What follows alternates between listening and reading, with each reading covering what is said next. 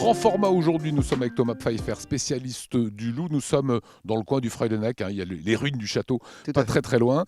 Et on a croisé ici, en tout cas sur ce territoire, deux loups qui ont une spécificité. L'un aurait peut-être des pattes blanches, vous allez nous le dire, et un lynx. Ça, c'est pas courant. Alors en fait, à la fois au Champ du Feu et au Denon, on a effectivement pris des pièges photographiques avec du loup.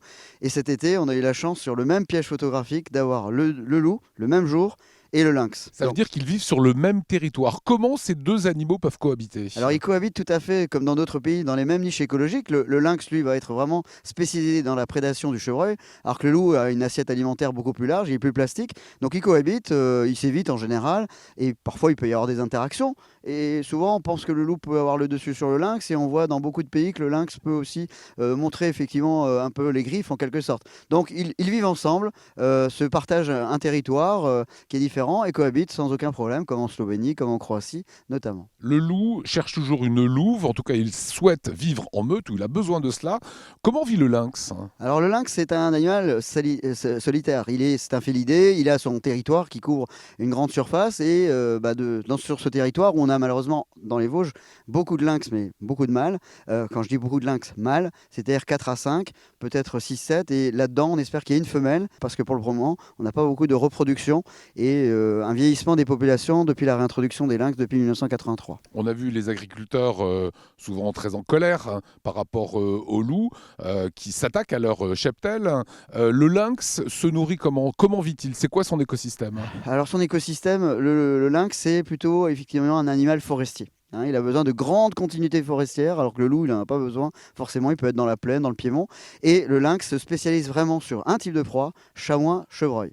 À peu près 60 chevreuils pour un lynx sur une année.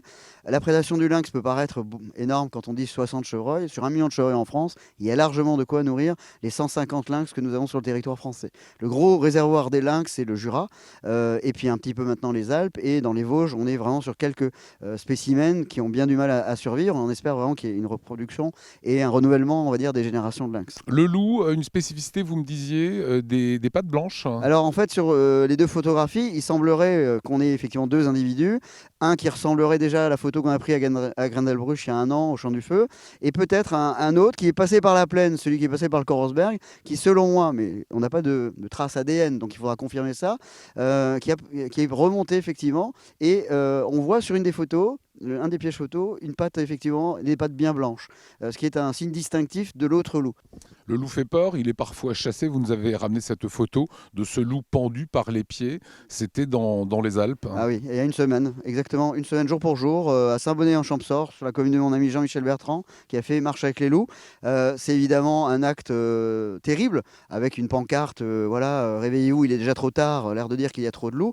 Ces actes qui sont issus d'une minorité d'éleveurs extrémistes ne sont pas ceux d'une majorité, mais c'est un cri de colère de par la politique publique de l'État qui ne satisfait ni les écologistes, ni les éleveurs, car on ne va pas assez loin dans la proactivité pour aider les éleveurs. Et parfois, il est vrai que dans les Alpes, sur de l'élevage extensif, des loups, des jeunes loups, sur Puckilling, vont taper 4, 5, 6, voire une dizaine de moutons. Et ça, c'est inacceptable pour ces éleveurs. Et on en arrive à une rancœur, une frustration qui amène à ces moments de colère. Concrètement, quelle serait en quelques secondes une solution? Chien de protection, clôture électrifiée, plus le troisième triptyque important, c'est des aides bergers qui sont formés pour suppléer les éleveurs pour qu'ils puissent supporter la pression du loup, parce qu'effectivement il y a une pression du loup quand il est là, on est stressé, donc il faut mettre en place ces moyens-là humains et accompagner humainement et non pas seulement financièrement les éleveurs. C'est ça à mon avis le plus important. Dernier point, ici dans notre territoire alsacien, combien de loups, combien de lynx cohabitent ensemble? Alors sur le lynx, on est sur une fourchette, une poignée de lynx, 5 à 6 lynx grand max, plutôt des mâles. Pour les loups, c'est 1 ou 2 sur le secteur, donc on a évoqué Champ du Feu, Denon. Peut-être sur les crêtes 1 ou 2 également, donc les crêtes vosgiennes. Donc on est sur un grand test, 4-5 loups, 4-5 lynx, avec des arrivées possibles du Jura, avec des arrivées possibles depuis l'Est pour le loup, depuis l'Allemagne via la Pologne. Donc les loups sont capables de faire de grandes migrations. Donc loup et lynx, on va dire, une dizaine des spécimens en tout dans le massif vosgien.